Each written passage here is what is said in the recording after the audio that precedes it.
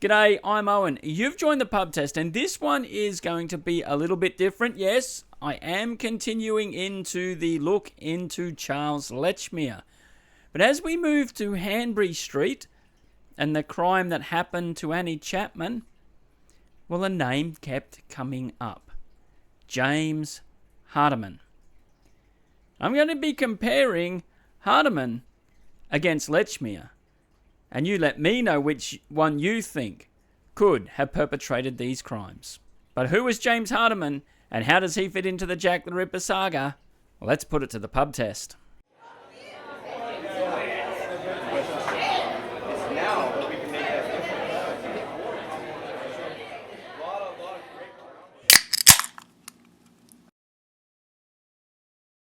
Well, James was born October the 12th in 1859 in the Whitechapel area. His father was a shoemaker, but it would seem that he did not really go for that profession, or maybe he was forced into work early, because in 1871, yes, at the age of around 11 or 12, he's out in the workforce as a cat meat man.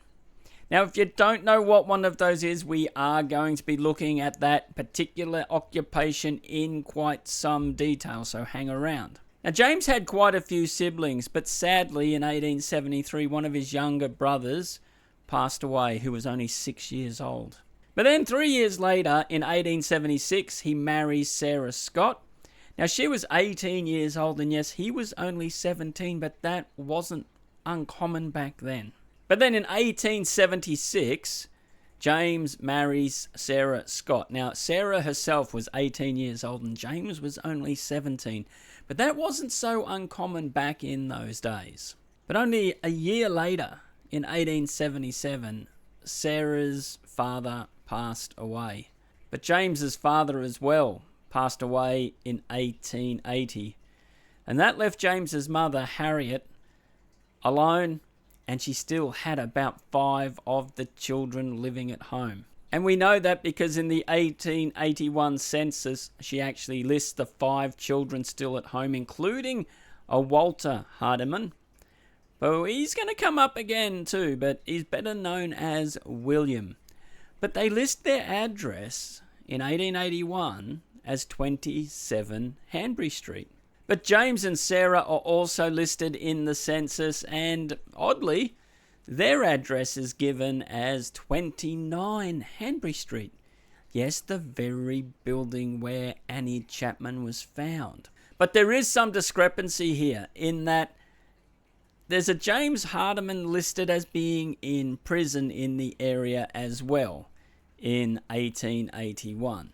So it is speculated that it was the same bloke. So this James may have got up to a bit of no good and is now serving time in prison. Yet, I would argue just a little bit on this that when people went to prison, they didn't always give their exact name or be honest. And that's, let's face it, why they're in prison in the first place. So was it the same person? I don't think we can definitely prove that. And prison records weren't exactly amazing either, so I'll just put that aside for the moment. But sadly, in 1885, one of James's older sisters, who's also named Sarah, passes away. But at this time, Harriet and the children are now living in 29 Hanbury Street. But James is living close by in Bethnal Green, not far away from the area at all. James Hardiman and Sarah, his wife, had been married close to 10 years when they had their first child. And they named their baby daughter Harriet. Yes, the same name as James's mother. Now, there's no exact record of when this baby was born that I know of, but tragically on the 18th of June in 1888, the baby, Harriet, passed away. Now, it's said that she passed away because of the disease syphilis, that communicable disease that was rampant in the London area at the time. Now, obviously, Harriet wasn't a streetwalker at 1 year old, but it said that she got that disease from her mother while she was still in the womb. And so it's safe to say Sarah herself definitely was carrying that communicable disease herself. And what is really tragic, Sarah ended up in hospital on that same day with paraplegia. Now, said they were living in Spitalfields, very close to Miller's Court, when all these events were going on, but it only was a couple of months later, on the 13th of September 1888, that Sarah passed away in hospital. And yes, that's only 5 days after the Annie Chapman crime. So let's move into that crime scene in 29 Hanbury Street. And yes, we have to acknowledge straight up that we're not talking about some fictitious thing here, but Annie Chapman was a real person who met a very, very brutal end. And she did not deserve it. To start with, Harriet Hardiman and her son, William, also known as Walter, but I'm going to stick with William for now, were living in 29 Hanbury Street, and it seems that they were the only two of the Hardimans left living in Hanbury Street there. Now, just take a moment to also reflect on the difficult time that Harriet Hardiman was going through as well. She just lost her granddaughter only a few months before, and that granddaughter had her name. So I would imagine she would have felt a very close bond with that child, and so for that to happen would have been rather traumatic for her. And then her daughter-in-law ends up in hospital, and I'd say if she's passed away only 5 days after this crime, it was probably obvious that she wasn't coming out of hospital and things were going downhill. So with all that emotion that would be going on, it just would have absolutely compounded then finding this horrific scene literally at your back door. But what happened on that morning, Harriet wakes up, hears some noise, sends her son down, and he goes and sees what's happened. Now, he's not the one to find the body, but he goes back up and reports to his mother saying, yep, there's been a woman tragically killed just in our backyard. And so Harriet does attend the inquest and specifies to that. But now, could James, her other son, have actually perpetrated the crime? Or could Charles Lechmere rather be the main suspect still? But I will be giving my opinion on some points of evidence that I think need to be considered as regards who could have committed this crime in 29 Hanbury Street. So let's get straight into it. Let's look at Hardiman versus Lechmere. Firstly, let's look at the occupation. Now, James Hardiman, as we said, was a cat meat man. He started that occupation very early, but he also worked in the knackeries where this cat meat came from.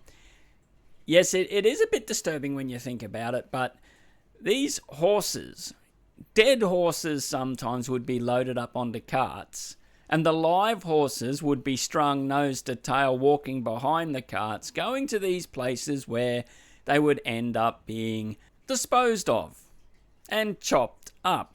Now, I'm assuming that it was the dead horses that went to the cat meat, and maybe some of the live horses as well. There are a couple of nice stories you hear about a few of the younger horses being saved and going on to live quite a decent, meaningful life, but in general, if you're on the way to the knackery as a horse, it wasn't working out very well. But because there wasn't much refrigeration around, and now I know that England doesn't get as hot as Australia, but I still wouldn't be leaving raw meat out regardless unless it was in the dead of winter.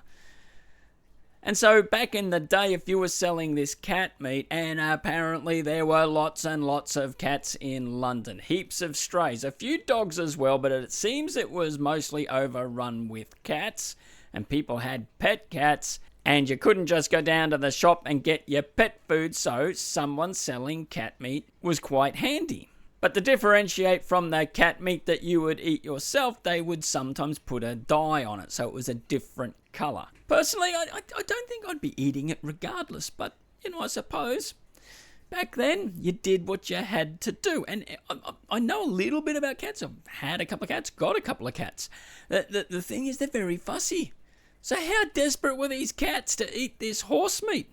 Particularly if it was a strange colour. Well, as we know, times were tough, so you did what you had to do to get by. But interestingly, the cat meat men would go to the knackeries, get the meat, and then go and on-sell it in the streets. Now, it's said that James also worked at one of these horse slaughter places. And interestingly, the people in the horse slaughtering trade weren't exactly locked into a set schedule, because it would depend on the amount of horses they had and also the amount of work being done at the time. So it could be quite easy for someone to just slip out for a little while. It wasn't impossible. They also would have to be skilled at cutting things up and knowing anatomy, and then also would have access to knives. Well, how much did James work in that industry? Well, to be honest, it's very scant, the detail. But for Charles Lechmere himself to have no record of ever working at Pickford's, I would suggest that the horse slaughtering places had even worse records.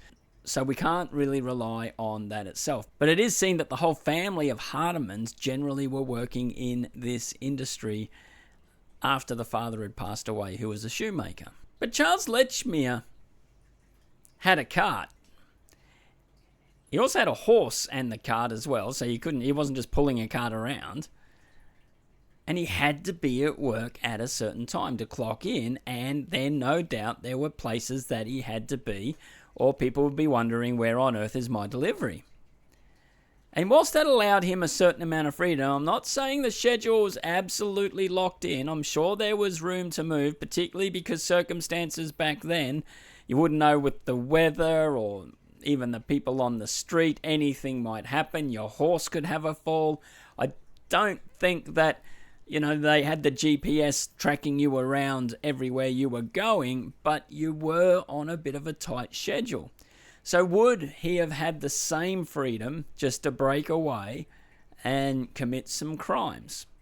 And it's stated that he would have had to have been at work when the crime in Hanbury Street happened. And I know that can be explained away, but just on the surface of it, if I'm looking at the crime in Hanbury Street, who could have committed it depending on their occupation? Well, I think Hardiman wins hands down.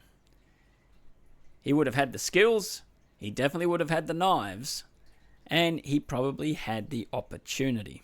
There's something interesting about James Hardiman and Charles Lechmere. They had something in common.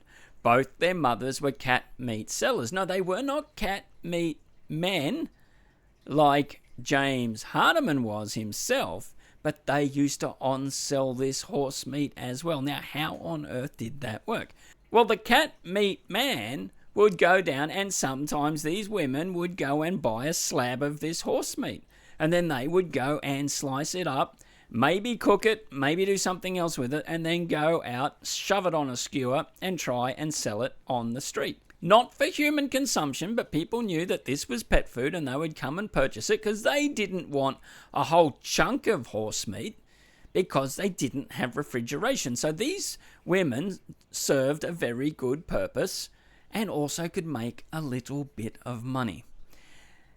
There's a couple of things about that though. Firstly, it wasn't exactly super lucrative. See, interestingly, the horse slaughtering and a cat meat man would make good profit.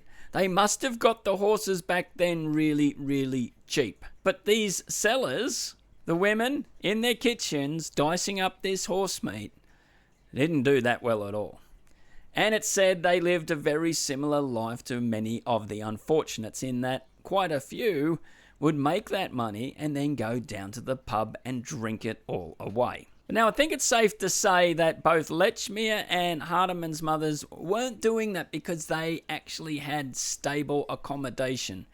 So they weren't just wasting all this money. No doubt they were trying to look after their families in the best way possible. But there is something that I find interesting, particularly when it comes to Charles Lechmere. People point out that his mother was a cat meat seller and therefore he must have learnt some skills about butchering from her. Well, you got to remember though, and correct me if I'm wrong here, but I don't see that these women strung up horse carcasses in their kitchen and started doing butchering. There's a massive difference between chopping up some meat and cutting up a big animal. And the skill level is way different. I was once getting a roast out and I'm carving it up for some visitors. And one of the visitors, she said, would you mind if I cut it? And I said, sure, you have a go. But she was a butcher and she sliced it. Perfect slices, like it came out of one of those mechanical meat slicers. And I'm like, I might just hide those little bits I've cut off first because they're rather embarrassing now. The skill level of a butcher or even a slaughterer is way higher than someone sitting at a table dicing up some meat. And if Hardiman was working at these horse slaughter yards, well, then it meant that his mother Harriet probably had easier access to some of this horse meat for sale. I've gone on and off already about James Hardiman working in horse slaughter yards, and so I think it's safe to say, though, that the occupation of their mothers, I'd still be leaning and giving this point to James Hardiman. So at the moment, we're sitting at 2-0. What about the proximity of these two individuals in relation to this crime? Where did they live?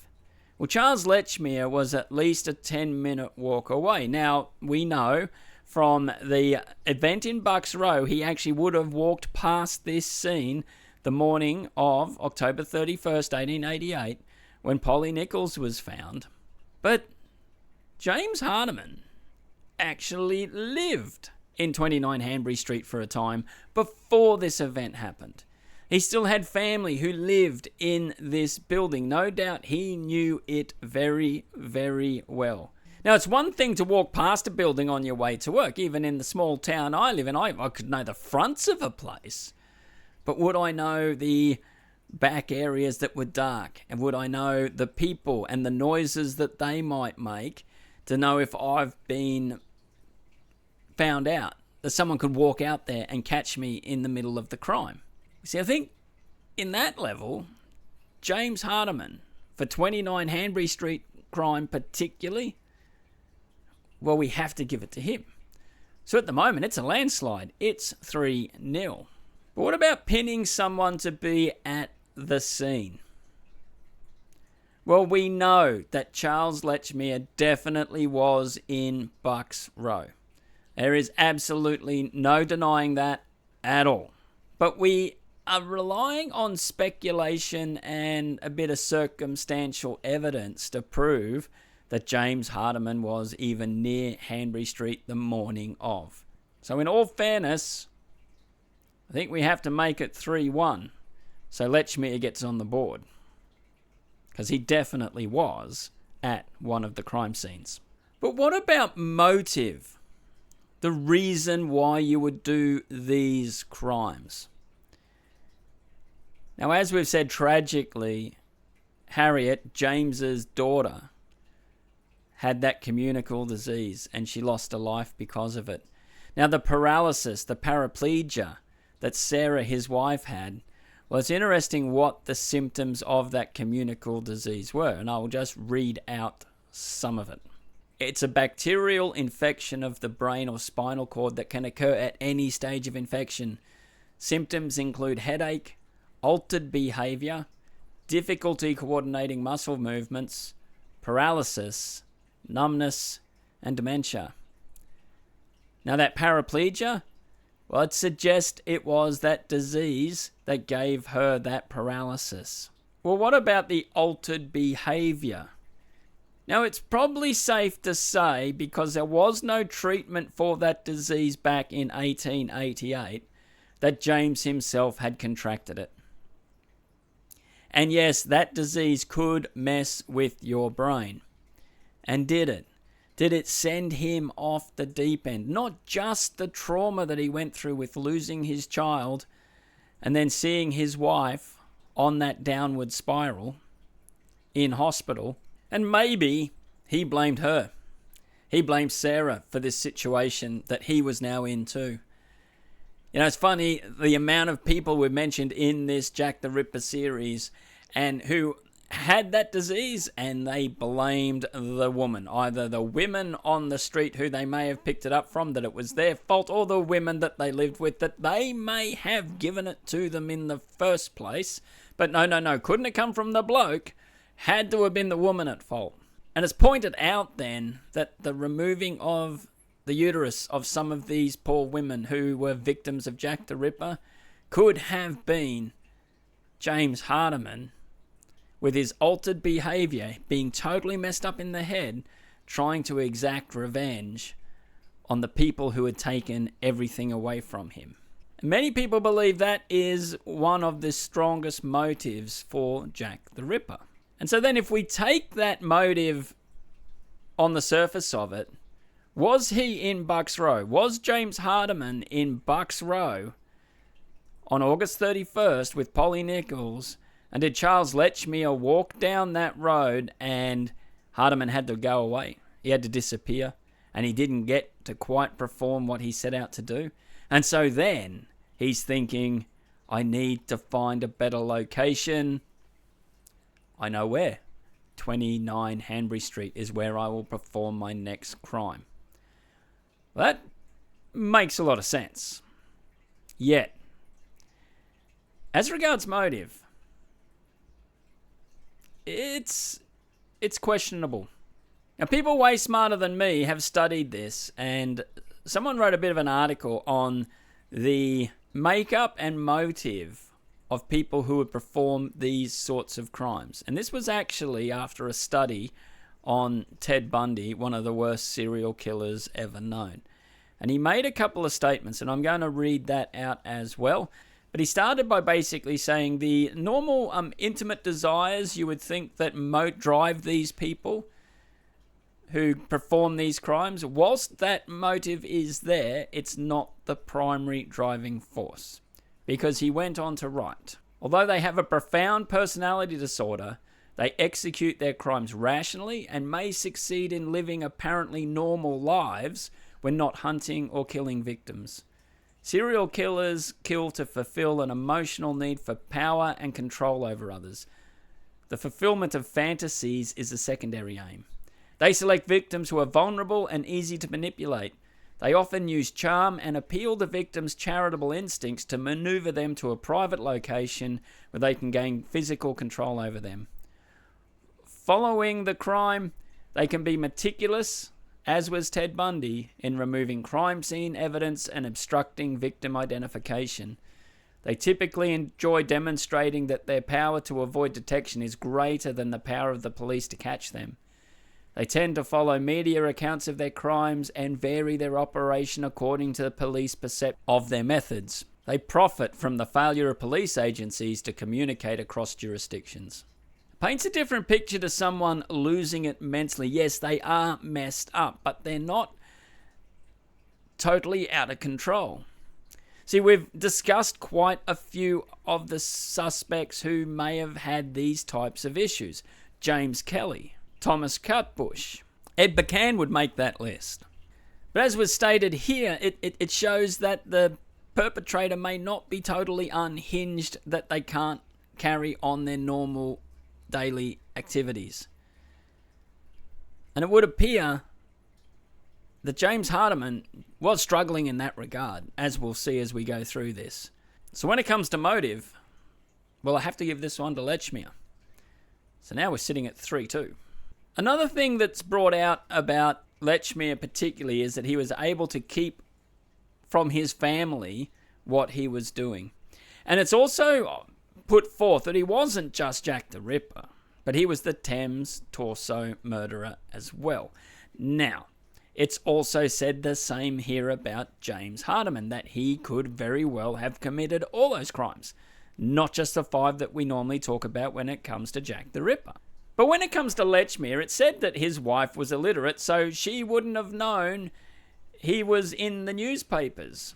And with 11 kids at home, well, there was no chance of her, catching up with anyone or knowing what was going on outside the house.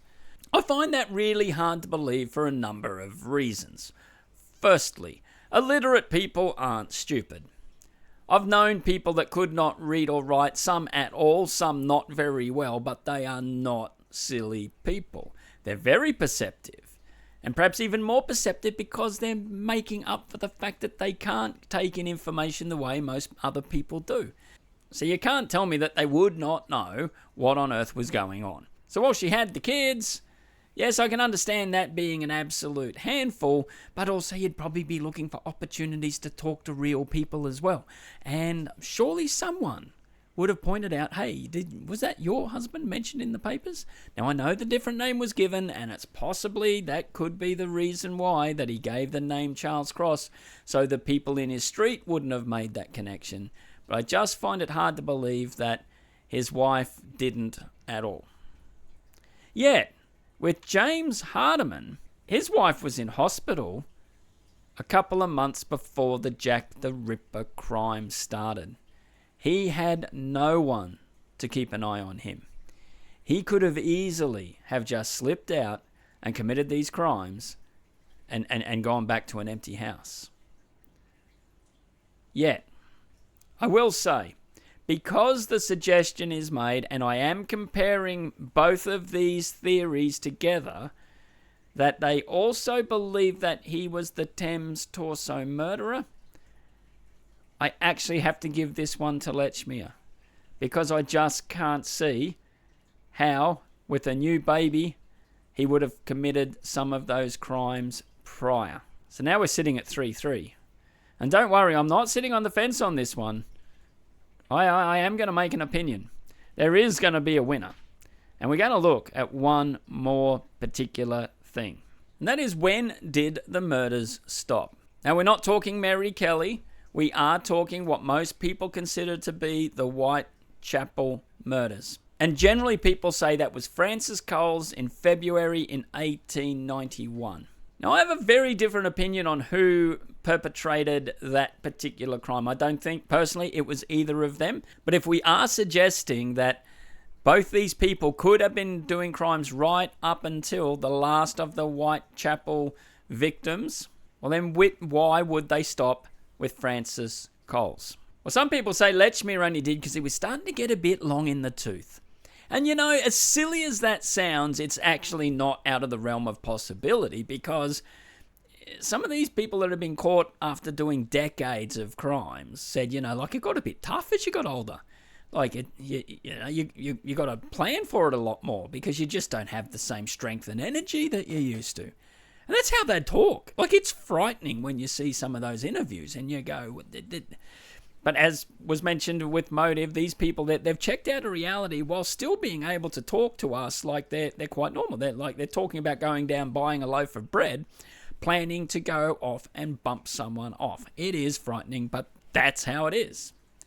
So it is possible that Lechmere was just getting to that stage of life and remembering now he was starting to move into his own business. Wasn't long after, he was probably saving his money so he could start his own grocery shop. So perhaps distractions, that motive to go off, or that need, I should say, to go off and perform these crimes was just diminishing because he had other things to do. Yet James Hardiman died in December of 1891. And I would suggest from the complications in his health that were going on, it may have very well been from that communicable disease caught up with him. And so in February, if he committed that crime and his health starts to rapidly deteriorate, well, that would explain exactly why the crime stopped with Francis Coles. And what is eerie about this whole thing is that when he passed away, he was back at 29 Hanbury Street, living with his mother, Harriet, and his brother, William. So a full circle had happened from him living there at one point to his mother moving into that building, and that was his last residence. The scene where Annie Chapman lost her life. And was he the perpetrator of it? Well, because the crime stopped in 1891 and that's when he passed away, I actually give this point to James Hardiman. And don't get me wrong, it's not a trophy to win. It's not like he should be celebrated if that's the case, that he was the perpetrator of these crimes.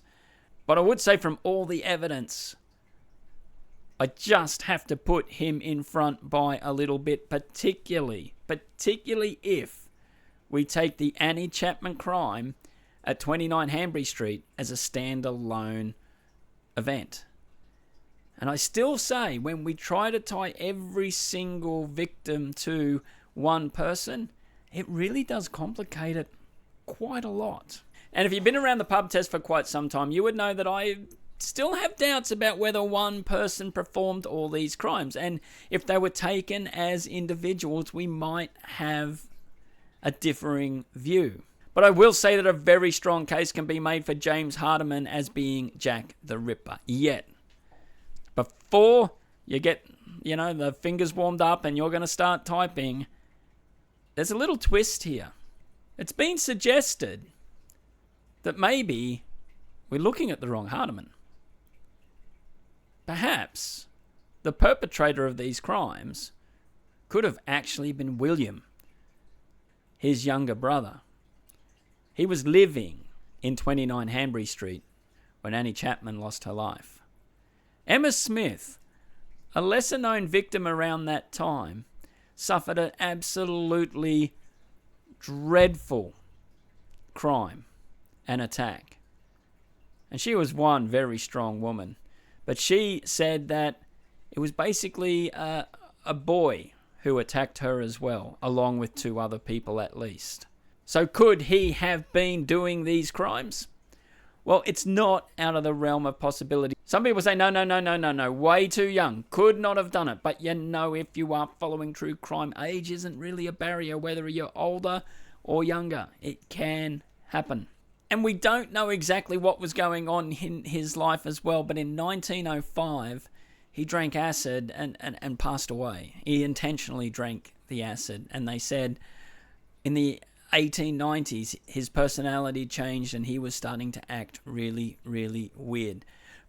But the suggestion could be, was that just manifesting itself more openly, and he had these other dark habits happening well before they became known to other people, when he showed his outward violence and aggression. As I say, that's just another thing to contemplate. Now, I did not touch on the letters because I know that many of these letters were hoaxes and people were doing them, sometimes journalists, just to sell papers. But it was interesting that a couple of letters did actually make the claim that, no, it's quite funny how you perceive me, but I am a slaughterer. Now, if they were written by James Hardiman, that would also change the score that I gave on the motive, because that would mean he was trying to insert himself into the crimes and show off how smarter he was than the police. But I'm not using that right now because I'm just not sure that they were genuine. But let me know what you think of this one. I know it is presented a bit different. It wasn't just a regular overview or looking at Lechmere directly, because as I was moving through to the Hanbury Street crime, James Hardiman kept jumping out. So I thought, well, let's have a look at these 2 blokes in parallel. And the similarities, absolutely frightening. So as always, let me know in comments what you think. I am very interested to see what you say about this particular video. And thank you very much for watching it. It really is appreciated. Give us a like, give us a subscribe. Thank you very much for sharing. I'm Owen. You've been watching The Pub Test, and we will see you on the next one.